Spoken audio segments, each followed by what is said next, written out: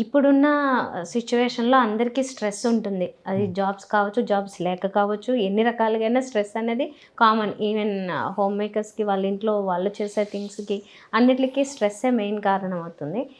So, stress వల్ల చాలా సమస్యలొస్తున్నాయని వింటున్నాం. బ్రెయిన్ స్ట్రోక్ కూడా స్ట్రెస్ వల్ల వస్తదా? Stress is not directly linked to stroke. Stress వల్ల మనకేమైతే నేను చెప్పాను, స్ట్రెస్ వల్ల క్యాటకోలమైన్స్ అంటే కార్టిసాల్ అంటాం. అవి ఇంక్రీజ్ అవ్వడం వల్ల లాంగ్ స్టాండింగ్గా మీకు బీపీ పెరిగే ఛాన్స్ ఉంటుంది. వన్స్ బీపీ పెరిగింది అనుకోండి, that is directly related to the stroke risk.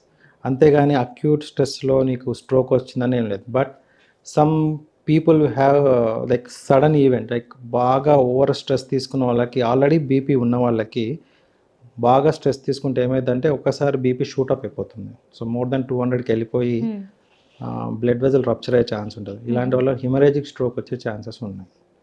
So stress అనేది have to cut down the stress. Okay.